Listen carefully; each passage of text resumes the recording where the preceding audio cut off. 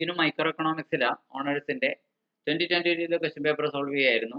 അതിൽ ഒരു ചോദ്യം എങ്ങനെയാണ്, discuss the concept of law of supply. Law of supply എന്നുള്ള കോൺസെപ്റ്റ് എന്താണ് ചർച്ച ചെയ്യുക. The law of supply depicts the relationship between price and quantity supplied of a commodity when all other determinants of supply remain constant. Supply തീരുമാനിക്കുന്ന price മാത്രമല്ല, വേറെയും കുറേ ഘടകങ്ങളുണ്ട്. Season, fashion ഒക്കെ വേണമെങ്കിൽ സപ്ലൈ, അല്ലെങ്കിൽ സബ്സ്റ്റിറ്റ്യൂട്ടിൻ്റെ, അല്ലെങ്കിൽ റിലേറ്റഡ് ഗുഡ്സിൻ്റെ, അല്ലെങ്കിൽ അതായത് ഇത്തരം കാര്യങ്ങളൊക്കെ സപ്ലൈ സ്വാധീനിക്കാം. പക്ഷേ അതിൽ പ്രൈസ് എന്നൊരു സിംഗിൾ ഫാക്ടർ മാത്രം എങ്ങനെയാണ് ക്വാണ്ടിറ്റി സപ്ലൈഡിനെ ഇൻഫ്ലുവൻസ് ചെയ്യണത്, അല്ലെങ്കിൽ പ്രൈസും ക്വാണ്ടിറ്റി സപ്ലൈഡും തമ്മിലുള്ള റിലേഷൻഷിപ്പ് എന്താണ് എന്ന് പറയാനാണ് ലോ ഓഫ് സപ്ലൈ വാസ്തവത്തിൽ ശ്രമിക്കുന്നത്. ഈ കാര്യം ആദ്യം തന്നെ എഴുതി വയ്ക്കുക.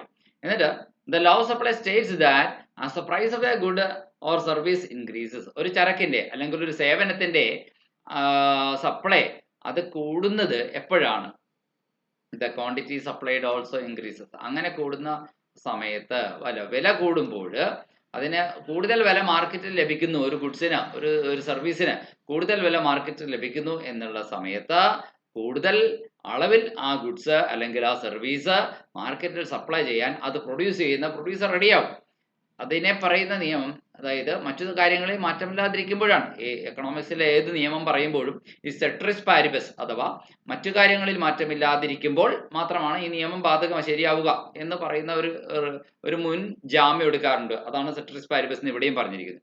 അതിൻ്റെ അർത്ഥം എന്താണ്? All other things remaining the same, മറ്റു കാര്യങ്ങളിൽ മാറ്റമില്ലാതിരിക്കുമ്പോൾ. അതായത് പ്രൈസ്, സപ്ലൈനെ സ്വാധീനിക്കുന്ന പ്രൈസ് മാത്രമല്ല, വേറെ ഫാക്ടേഴ്സ് ഉണ്ട്. സീസണും ഫാഷനും റിലേറ്റഡ് ഗുഡ്സിന്റെ പ്രൈസും ഒക്കെ സ്വാധീനിക്കും. പക്ഷേ അതെല്ലാം കൂടി നമ്മളിവിടെ പഠിക്കുന്നില്ല. നമ്മളിപ്പോൾ പ്രൈസും ക്വാണ്ടിറ്റി സപ്ലൈയും മാത്രമാണ് പരിഗണിക്കുന്നത്. അപ്പോൾ ബാക്കിയുള്ള മറ്റ് സപ്ലൈ സ്വാധീനിക്കുന്ന ഡിറ്റർമിനൻസ് ഒക്കെ അനക്കമില്ലാതെ അങ്ങനെ തന്നെ ഇരിക്കുന്നു എന്ന് നമ്മൾ സങ്കല്പിക്കുന്നു. ആ സങ്കല്പത്തെയാണ്, എങ്കിൽ മാത്രമാണ് നമ്മുടെ ഈ തിയറി ശരിയാവുകയുള്ളൂ. ആ സങ്കല്പത്തെയാണ് നമ്മൾ സെട്രിസ് പാരിബസ് എന്ന് പറയുന്നത്, other things remaining the same എന്ന് പറയുന്നത്. ഇനി കൺവേഴ്സ്ലി, ആസ് ദ പ്രൈസ് ഡിക്രീസസ്, നേരെ മറിച്ച് വില ഇടിയുകയാണെന്ന് വിചാരിക്കുക. വില ഇടിയുമ്പോൾ കച്ചവടക്കാരന് വലിയ താല്പര്യം കുറയും. കാരണം ഈ കുറഞ്ഞ വിലക്ക് ഉള്ള സാധനം മുഴുവൻ വിറ്റ് തീർത്താൽ മൊത്തം നഷ്ടത്തിലായി പോകും. ഉൽപാദന ചെലവ് പോലും അയാൾക്ക് കൈനഷ്ടം വരെ തിരിച്ചു കിട്ടില്ല. അപ്പൊ അതുകൊണ്ട് അയാൾ തൽക്കാലം മാർക്കറ്റിൽ അധികം സാധനങ്ങൾ ഗോഡൌണിൽ നിന്ന് എടുത്തുകൊണ്ടുപോയി വിൽക്കാൻ തയ്യാറാവില്ല. സോ അതാണ് പറയുന്നത്, price decreases the quantity supply also decreases. അപ്പോൾ അയാൾ മാർക്കറ്റിൽ അധികം സാധനം സപ്ലൈ ചെയ്യാൻ കൊണ്ടുവരില്ല. അതായത് ക്വാണ്ടിറ്റി സപ്ലൈഡ് കുറയുന്നു. In this direct relationship between the price and the supply of a commodity. അപ്പോൾ ഇവിടെ പ്രൈസും ക്വാണ്ടിറ്റി സപ്ലൈഡും തമ്മിൽ ഒരു നേർബന്ധമാണുള്ളത്. പ്രൈസ് കൂടിയാൽ സപ്ലൈയും കൂടും, പ്രൈസ് കുറഞ്ഞാൽ സപ്ലൈയും കുറയും. അപ്പൊ ഡയറക്റ്റ് റിലേഷൻഷിപ്പ് എന്താണെന്നുള്ളത് നമ്മൾ മുൻപും പഠിച്ചിട്ടുണ്ട്. എന്താ രണ്ട് കാര്യങ്ങൾ തമ്മിൽ ഡയറക്റ്റ് റിലേഷൻഷിപ്പ് ഉണ്ട് എന്ന് എപ്പോഴാ പറയാ? അത് രണ്ട് കാര്യങ്ങളിൽ ഒരെണ്ണം ഉയരുമ്പോൾ മറ്റേതും ഒപ്പത്തിനൊപ്പം ഉയരുകയും ഒരെണ്ണം താഴുമ്പോൾ മറ്റേതും ഒപ്പത്തിനൊപ്പം താഴുകയും ചെയ്യുന്ന തരത്തിലുള്ള ഒരു പ്രവണതയാണ് അവ തമ്മിലുള്ള ബന്ധത്തിൽ കാണുന്നതെങ്കിൽ അത് ഡയറക്റ്റ് റിലേഷൻഷിപ്പിന്റെ ഏറ്റവും നല്ല സൂചനയാണ്. എന്താണ്? രണ്ട് വേരിയബിൾസ്, ഇവിടെ രണ്ട് വേരിയബിൾസ് അതൊക്കെയാ. ഒന്ന് പ്രൈസ്, രണ്ട് ക്വാണ്ടിറ്റി സപ്ലൈഡ്. പ്രൈസ് കൂടുകയാണെങ്കിൽ ക്വാണ്ടിറ്റി സപ്ലൈഡും കൂടും. ഉയർന്ന വിലയ്ക്ക് കൂടുതൽ സാധനം മാർക്കറ്റിൽ സപ്ലൈ ചെയ്യാൻ ആര് റെഡിയാണ്? കച്ചവടക്കാരൻ റെഡിയാണ്. ഞാൻ നേരത്തെ പറഞ്ഞു, കച്ചവടക്കാരന്റെ കണ്ണിൽ കൂടി വേണം സപ്ലൈ പഠിക്കാനായിട്ട്. ഒരിക്കലും കൺസ്യൂമർ ആണ് നമ്മളെന്ന് വിചാരിക്കരുത്, നമ്മൾ സപ്ലയർ ആണെന്ന് വിചാരിക്കുക. അപ്പോൾ വലിയ വില മാർക്കറ്റിൽ കിട്ടുമ്പോൾ നമ്മൾ കൂടുതൽ സാധനം എന്ത് ചെയ്യുന്നു? ആ വലിയ വിലയ്ക്ക് വിൽക്കാൻ നോക്കും. അത് തന്നെ. അപ്പോൾ ഈ പ്രൈസ് ഉയരുമ്പോൾ ക്വാണ്ടിറ്റി സപ്ലൈഡ് ഉയരുന്നു, പ്രൈസ് താന്നാലോ ക്വാണ്ടിറ്റി സപ്ലൈഡ് താഴുന്നു. അപ്പോൾ ഇവ തമ്മിലുള്ള ബന്ധം ഒരു ഡയറക്റ്റ് റിലേഷൻഷിപ്പ് ആണ്. എന്നാൽ നേരെ തിരിച്ച ഡിമാൻഡിന്റെയും പ്രൈസിന്റെയും കാര്യത്തിൽ ഇൻവേഴ്സ് റിലേഷൻഷിപ്പാണ്, എതിർബന്ധമാണ്. എന്താണ്? വില ഉയരുമ്പോൾ കൺസ്യൂമർ കുറച്ചേ മേടിക്കുള്ളൂ കേട്ടോ. അപ്പോൾ എന്താണ്? ഒന്ന് ഉയരുമ്പോൾ മറ്റേത് താഴുകയാണ് ചെയ്യുന്നത്. അങ്ങനെയുള്ള ബന്ധമാണെങ്കിൽ ഇൻവേഴ്സ് റിലേഷൻഷിപ്പ്. പക്ഷേ ഇവിടെ പ്രൈസിന്റെയും ക്വാണ്ടിറ്റി സപ്ലൈഡിന്റെയും കാര്യത്തിൽ ഡയറക്റ്റ് റിലേഷൻഷിപ്പാണ്. രണ്ടും ഒപ്പത്തിനൊപ്പം ഉയരാനും രണ്ടും ഒപ്പത്തിനൊപ്പം താഴാനുമുള്ള പ്രവണത കാണിക്കുന്നത്. So in this direct relationship between price and quantity supplied of a commodity, the change in supply is caused by the change in price. Change in supply ഉണ്ടാവുന്നത് സപ്ലൈയുടെ അളവ് കൂടുന്നത് എന്തുകൊണ്ടാ? പ്രൈസ് കൂടുന്നത് കൊണ്ടാ. Such that change in price is the cause. അപ്പൊ ഇവിടെ എന്താണ് കാരണം? വില ഉയരുന്നതാണ് കാരണം സപ്ലൈ കൂടാനായിട്ട്, വില താഴുന്നതാണ് കാരണം സപ്ലൈ കുറയാനായിട്ട്. അപ്പൊ ഒരെണ്ണം കാരണവും രണ്ട് ആ കാരണത്തിന്റെ പുറകെ സഞ്ചരിക്കുന്ന കാര്യവുമാണ്, ഇഫക്റ്റുമാണ് കണ്ടോ. അപ്പൊ ചേഞ്ച് ഇൻ പ്രൈസ് ആണ് ഇവിടെ കോസ്, കാരണം. ആൻഡ് ചേഞ്ച് ഇൻ സപ്ലൈ എന്നുള്ളത് അതിന്റെ ഫലമാണ്, ഇഫക്റ്റ് ആണ്. അങ്ങനെ വില ഉയർന്നത് കൊണ്ട് സപ്ലൈ എന്ത് ചെയ്യുന്നു, അതിന്റെ ഫലമായി സപ്ലൈ കൂടുന്നു, അത്രേ ഉള്ളൂ. അപ്പോൾ ഒന്ന് കാരണമാണെങ്കിൽ മറ്റൊന്ന് അതിന്റെ ഫലമാണ്. ഏതാണ് കാരണം? കോസ് മറ്റൊന്നുമല്ല, വില കയറ്റമാണ്, വില കയറുന്നതാണ്. വില ഓട്ടോമാറ്റിക്കലി കയറുമ്പോൾ അതിന്റെ പുറകെ എന്ത് ചെയ്യുന്നു, കച്ചവടക്കാരൻ കൂടുതൽ സാധനങ്ങൾ ഗോഡൌണിൽ നിന്ന് എടുത്ത് മാർക്കറ്റിൽ സപ്ലൈ ചെയ്യാൻ ചന്തയിൽ കൊണ്ടുവന്ന് വെക്കുന്നു. ഇതാണ് സപ്ലൈ കൂടുന്നു എന്ന് പറഞ്ഞതിന്റെ അർത്ഥം. അതിന്റെ അർത്ഥം നമുക്കൊരു കാര്യം മനസ്സിലായി. We can express this relationship in functional form. നമുക്കിതൊരു ഫങ്ഷണൽ ഫോമിൽ ഇവ തമ്മിലുള്ള ബന്ധത്തെ നമുക്ക് ചിത്രീകരിക്കാം. Treating supply as dependent variable and price as independent variable. Supply dependent വേരിയബിളും പ്രൈസ് ഇൻഡിപെൻഡന്റ് വേരിയബിളുമാണ്. മനസ്സിലായി കാണുമെന്ന് വിചാരിക്കുന്നു. കണ്ട, സപ്ലൈ എന്തിനാണ് ആശ്രയിക്കുന്നത്? വിലക്കയറ്റത്തെ ആശ്രയിക്കുന്നു, പുറകെ പോകാൻ വേണ്ടിയിട്ട്. വില ഉയരുമ്പോൾ ഞങ്ങൾ സപ്ലൈയും പുറകെ കൂട്ടിക്കോളാം എന്ന് പറയുന്നു. അപ്പൊ ഇൻഡിപെൻഡന്റ് ആയിട്ടുള്ള വേരിയബിൾ ഏതാണ്? അത് പ്രൈസാണ്. വില സ്വയമാണ് വരുന്നത്. അത് തിരിച്ച് സപ്ലൈനെ കച്ചവടക്കാരൻ സപ്ലൈ ചെയ്യുന്നതിനെ ആശ്രയിച്ചല്ല വില വരുന്നത്. അപ്പൊ വില വരുന്നത് സ്വതന്ത്രമായിട്ടാണ്. അതുകൊണ്ടാണ് വില എന്നുള്ളത് എന്താണ്, ഇൻഡിപെൻഡന്റ് ആണ് എന്ന് പറയുന്നത്. അപ്പൊ ഇവിടെ എന്തായാലും രണ്ട് വേരിയബിൾ തമ്മിലുള്ള ബന്ധമാണല്ലോ നമ്മുടെ പഠനം. ഗ്രാഫില് എക്സ് ആക്സിസിൽ ഒരു വേരിയബിളിനെയും വൈ ആക്സിസിൽ മറ്റേ വേരിയബിളിനെയും കാണിക്കാനേ ഉള്ള സ്ഥലമുള്ളൂ. ഗ്രാഫിക്കിൽ ആകെ ഒരേ സമയം രണ്ട് വേരിയബിളെ ഒരേ സമയം നമുക്ക് എക്കണോമിക്സിലെ സ്റ്റുഡൻസിന് പഠിക്കാൻ പറ്റുള്ളൂ. ഗ്രാഫിന് രണ്ട് ആക്സിസേ ഉള്ളൂ, അതാണ് കാരണം.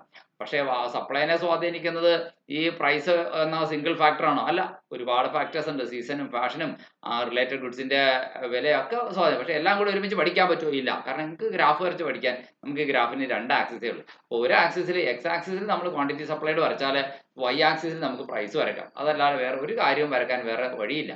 അതുകൊണ്ട് നമ്മൾ എപ്പോഴും പഠന സൗകര്യാർത്ഥം ബാക്കി കാര്യങ്ങൾ അനക്കമില്ലാതെ നിൽക്കുന്നുവെന്നും ഒരു കാര്യം മാത്രം നമ്മൾ ഇതുമായിട്ട് കമ്പയർ ചെയ്ത് പഠിക്കുന്നു, അതാണ് ചെയ്യുന്നത്. അപ്പോൾ നമുക്ക് ആ ഇക്വേഷൻ എങ്ങനെയാ വരിക? Supply is a function of what? Price. Supply എന്നത് ഫങ്ഷൻ ഓഫ് എന്ന് പറഞ്ഞു കഴിഞ്ഞാൽ എന്താണ് അതിന്റെ അർത്ഥം? Depends on. എഫ് എന്ന് എഴുതിയേക്കണതിനെ ഫങ്ഷൻ ഓഫ് എന്ന് വായിക്കണം എക്കണോമിക്സിൽ. അതിന്റെ അർത്ഥം എന്താണ്? അത് ആശ്രയിച്ചിരിക്കുന്നു. എന്തിനെ ആശ്രയിച്ചിരിക്കുന്നു? സപ്ലൈ. പ്രൈസിനെ ആശ്രയിച്ചാണ് സപ്ലൈയുടെ ചലനം.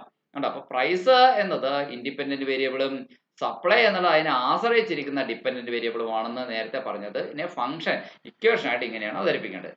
It is important to understand that. ഇത് മനസ്സിലാക്കേണ്ട പ്രധാനമാണ്. ദ സ്റ്റേറ്റ്മെന്റ് ഒരു പ്രസ്താവന പറയാണ്, price rise leads to supply rise. കണ്ടോ? വിലക്കയറ്റം പ്രധാനത്തിന്റെ കയറ്റത്തിന് കാരണമാകുന്നു, കമ്പോള പ്രധാനത്തിന്റെ മാർക്കറ്റ് സപ്ലൈയുടെ കയറ്റത്തിനും കാരണമാകുന്നു എന്ന ഈ സ്റ്റേറ്റ്മെന്റ് അപ്പോൾ നമുക്ക് മനസ്സിലായി. It is true and the statement that. നേരെ തിരിച്ചാരെങ്കിലും പറഞ്ഞാലോ അത് തെറ്റാ. എന്താണ്? Supply rise leads to price rise എന്ന് പറയോ? അങ്ങനെ പറഞ്ഞാൽ തെറ്റായാണ്. സപ്ലൈ ഉയർന്നത് കൊണ്ട് അതിന്റെ ഫലമായിട്ട് വില കയറുന്നു എന്ന് പറയുന്നത് തെറ്റാണ്. സപ്ലൈ ഉയർന്നാൽ വില ഉയരണമെന്ന് ഒരു നിർബന്ധമില്ല. അപ്പോൾ എപ്പോഴും പറയുമ്പോൾ എപ്പോഴും എന്ത് ചെയ്യുക? ആദ്യം പ്രൈസ് റൈസ് ഉണ്ടായി, അതിനെ ഫോളോ ചെയ്ത് സപ്ലൈ റൈസ് ഉണ്ടായി, അങ്ങനെ തന്നെ പറയണം. ഇനി so price is the independent variable. കാരണം പ്രൈസ് ഉയരുന്നത് സപ്ലൈനെ നോക്കിയിട്ടല്ല, അത് തന്നിഷ്ടപ്രകാരം സ്വന്തമായിട്ട് അങ്ങ് ഉയരുകയായിരുന്നു. സോ അതുകൊണ്ട് പ്രൈസ് ഇൻഡിപെൻഡന്റ് വേരിയബിളും ക്വാണ്ടിറ്റി സപ്ലൈഡ് എന്ന് പറയുന്നത് ഡിപ്പെൻഡന്റ് വേരിയബിളുമാണ്. അത് പ്രൈസ് റൈസിനെ ആശ്രയിച്ച് പുറകെ പോകുന്ന കാര്യമാണ്. ഇനി ഇതിനകത്ത് നമ്മൾ പഠിച്ച കീ പോയിന്റ്സ് എന്തൊക്കെയാണെന്ന് നോക്കാം. ഒന്ന്, പോസിറ്റീവ് റിലേഷൻഷിപ്പ് ആണ് സപ്ലൈയും അത് ക്വാണ്ടിറ്റി പ്രൈസും ക്വാണ്ടിറ്റി സപ്ലൈയും തമ്മിലുള്ളത്. എന്ന് പറഞ്ഞാൽ എന്താർത്ഥം? ഒരളവ് ഉയരുമ്പോൾ അതിന്റെ കൂടെയുള്ള മറ്റേ അളവ് ഒപ്പത്തിനൊപ്പം ഉയരാനുള്ള പ്രവണത കാണിക്കുന്നു എന്നർത്ഥം. The law highlights a direct relationship between price and quantity supply. പ്രൈസും ക്വാണ്ടിറ്റി സപ്ലൈയും തമ്മിൽ ഒരു നേർബന്ധമാണ് ഇവിടെ ഉള്ളത് എന്ന പോയിന്റാണ് പോയിന്റ് നമ്പർ 1. 2, ഇൻസെന്റീവ്. അതായത് ഒരു പ്രേരണ, പ്രചോദന ഘടകം എന്നൊക്കെയാണ് ഇൻസെന്റീവ് എന്ന വാക്കിന്റെ അർത്ഥം. അതായത് കച്ചവടക്കാരന് ഇനിയും മാർക്കറ്റിൽ സാധനങ്ങൾ കൊണ്ട് വിൽക്കണം എന്ന് പ്രചരിപ്പിക്കാൻ, പ്രചോദനം തോന്നാൻ, ഒരു ഉത്സാഹം തോന്നാൻ എന്ത് വേണം? ഉയർന്ന ലാഭം കിട്ടും, ഉയർന്ന വിലയുണ്ടെങ്കിൽ അല്ലെ. ഹയർ പ്രൈസസിന് മോട്ടിവേറ്റ് ചെയ്യും, അല്ലെങ്കിൽ പെർസ്യൂഡ് ചെയ്യും പ്രൊഡ്യൂസറെ. എന്തിന്? To supply more. കൂടുതൽ സാധനം സപ്ലൈ ചെയ്യണം. അപ്പൊ അയാൾ എന്ത് ചെയ്യുന്നു? ഒഴിഞ്ഞു കിടക്കുന്ന കൃഷിപ്പാടം കൂടി അയാൾ കൂടുതൽ വിത്ത് വിതയ്ക്കും. കാരണം നല്ല വില കിട്ടുന്ന സീസണാണ്. ഈ വില ഉയർന്നിരിക്കുമ്പോൾ അയാൾക്ക് പ്രോത്സാഹനമായി, പ്രേരണയായി. അതൊരു ഇൻസെന്റീവ് ആണ്. ഇൻസെന്റീവ് എന്ന് വെച്ചാൽ പ്രേരണാ ഘടകം. പിന്നെ അടുത്ത മൂന്നാമത്തെ പ്രൊഡക്ഷൻ കോസ്റ്റ് എന്ന് പറഞ്ഞൊരു കാര്യമുണ്ട്. ആ പ്രൈസ് റൈസ്, വില കയറുമ്പോൾ producers can cover increasing production cost. Production cost എന്ത് ചെയ്യുന്നു? വർധനവിനെ കവർ ചെയ്യാനായിട്ട് സാധിക്കും. Making it more profitable to supply more. അപ്പോൾ എന്ത് ചെയ്യാന്ന്? പ്രൊഡക്ഷൻ കോസ്റ്റ് കവർ ചെയ്യാനായിട്ട് അയാൾ കൂടുതൽ സാധനം ഉണ്ടാക്കിക്കൊണ്ട് ആ പ്രൊഡക്ഷൻ കോസ്റ്റിനെ കവർ ചെയ്യാൻ നോക്കും എന്നുള്ളതാണ് ചിലപ്പോൾ അങ്ങനെ. ഇനി അസംഷൻസും കൂടി പറയട്ടെ. സെട്രിപസ് പാരിബസ് എന്ന ഒരു അസംഷൻ ഉണ്ട്. എന്താണ് സെട്രിപസ് പാരിബസ് എന്ന് പറയുന്നത്? മറ്റു കാര്യം നമ്മളിത് സപ്ലൈനെ കുറിച്ച് പഠിക്കുമ്പോൾ പ്രൈസ് സിംഗിൾ ഫാക്ടറിനെ മാത്രം എടുക്കുന്നുള്ളൂ. അപ്പം സപ്ലൈനെ സ്വാധീനിക്കുന്ന മറ്റ് ഫാക്ടേഴ്സ് അത് അനക്കമില്ലാതെ ഇരിക്കുന്നു എന്ന് നമ്മൾ കരുതുന്നു. Other things remaining the same എന്ന് നമ്മൾ വിചാരിക്കുന്നു, ഗസ് ചെയ്യുന്നു, അസ്യൂം ചെയ്യുന്നു. ആ അർത്ഥത്തിലാണ് സെട്രിപസ് പാരിബസ് എന്ന് പറയുന്നത്. അതായത് all other factors such as production cost, technology and expectation, കൺസ്യൂമേഴ്സിന്റെ എക്സ്പെക്ടേഷൻ, ഇതൊക്കെ എന്ത് ചെയ്യുന്നു, റിമൈനിങ് ദ സെയിം എന്ന് വിചാരിക്കുന്നു. ഇനി നോക്കൂ, അതുപോലെ തന്നെ വേറൊരു കാര്യം കൂടി അസംഷൻ ആയിട്ടുണ്ട്. ഈ ഇതിന്റെയും കൂടി അടിസ്ഥാനത്തിലാണ് ഈ തിയറി വർക്ക് ചെയ്യുക. ഏതാണ്? റാഷണൽ പ്രൊഡ്യൂസേഴ്സ് ആണ്. അതായത് അല്പം കോമൺ സെൻസ് ഉള്ള ഉൽപാദകരാണ് ഇവിടെ ഫീൽഡിൽ എന്ന് വിചാരിക്കുക. അങ്ങനെയുള്ളപ്പോഴാണ് കോമൺ സെൻസ് ഒന്നുമില്ല, ഒന്നിനെ കുറിച്ചും ചിന്തിക്കുന്നില്ല, തോന്നുന്ന പോലെ മാർക്കറ്റ് കച്ചവടം ചെയ്തുകൊണ്ടിരിക്കുകയാണ്. വലിയ വിശദാംശങ്ങളൊന്നും അന്വേഷിക്കുന്നില്ല, പഠിക്കുന്നില്ല, ചിന്തിക്കുന്നില്ല എങ്കിൽ, ബുദ്ധിയും ബോധവും ഇല്ലാത്ത കച്ചവടക്കാരാണ് മാർക്കറ്റിലെങ്കിൽ അവർ എന്ത് ചെയ്യുന്നു, വില കൂടിയോ കുറഞ്ഞോ എന്നൊന്നും നോക്കില്ല. അവർ സ്ഥിരം എപ്പോഴും ഒരേപോലെ തന്നെ കച്ചവടം ചെയ്തുകൊണ്ടിരിക്കും. അപ്പൊ റാഷണൽ പ്രൊഡ്യൂസേഴ്സ് ആണ് ഉൽപാദകര് അല്ലെങ്കിൽ കച്ചവടക്കാര്, മാർക്കറ്റിൽ സാധനം സപ്ലൈ ചെയ്യുന്ന ആൾക്കാര് ബുദ്ധിയും ബോധമുള്ള ആൾക്കാരാണ് എന്ന സങ്കല്പത്തിനും കൂടിയാണ് ഈ തിയറി നമ്മൾ പറയുന്നത്. ഇപ്പൊ ഈ തിയറി ബേസ് ചെയ്യുന്ന രണ്ട് അസംഷനിലാണ്. ഒന്ന്, മറ്റു കാര്യങ്ങളിൽ മാറ്റമില്ല, പ്രൈസും ക്വാണ്ടിറ്റി സപ്ലൈഡ് മാത്രം നമ്മൾ പഠിക്കുമ്പോൾ ബാക്കിയുള്ള സ്വാധീനിക്കുന്ന മറ്റു ഘടകങ്ങൾ എന്തൊക്കെയാണ്? ടെക്നോളജിയിലെ ചേഞ്ച് ഉണ്ടാകാം, അല്ലെ? അങ്ങനെയുള്ള മറ്റു കാര്യങ്ങളൊക്കെ അനക്കമില്ലാതിരിക്കുന്നു. ടെക്നോളജിയിലെ ചേഞ്ച്, പ്രൊഡക്ഷൻ കോസ്റ്റ് മാറ്റം, അതൊക്കെ അനക്കമില്ലാതിരിക്കുന്നു എന്ന് വിചാരിക്കുന്നു. രണ്ട്, റാഷണൽ പ്രൊഡ്യൂസേഴ്സ് ആണ്, അതായത് കച്ചവടക്കാർ ബുദ്ധിയുള്ളവർ തന്നെ എന്ന്. ഇനി ഇതിന്റെ സൂചനകൾ എന്തൊക്കെയാണ്, ഇംപ്ലിക്കേഷൻസ് എന്തൊക്കെയാണ്? അതായത് സപ്ലൈ കർവ് എന്ന് പറഞ്ഞൊരു കാര്യം കൂടിയുണ്ട്. Law supply is often represented by an upward sloping curve. Law supply എപ്പോഴും കാണിക്കുന്നതാണ് ഒരു അപ്വേർഡ് സ്ലോപ്പിംഗ് കർവാണ്. Market equilibrium, law of supply interacts with the law of demand to determine market equilibrium, price and quantities. Law of demand downward കർവാണെങ്കിൽ law of supply എന്താണ്? Upward കർവാണ്. തോന്നിരിക്കണേ.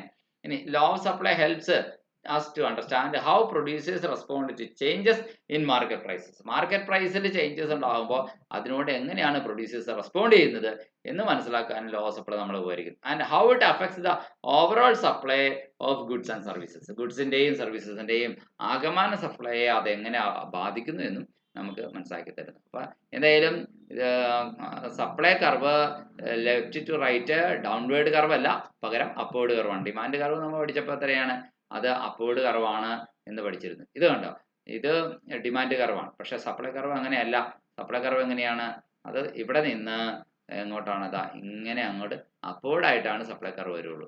Okay, അപ്പോൾ supply curve positive supply, quantity സപ്ലൈഡും പ്രൈസും of the കൊമോഡിറ്റിയും തമ്മിൽ positive റിലേഷൻഷിപ്പാണ് ഉള്ളത്. ഇത്തരം കാര്യങ്ങളാണ് മെയിനായിട്ട് ഇതിൽ നമുക്ക് പഠിക്കാനുള്ളത്.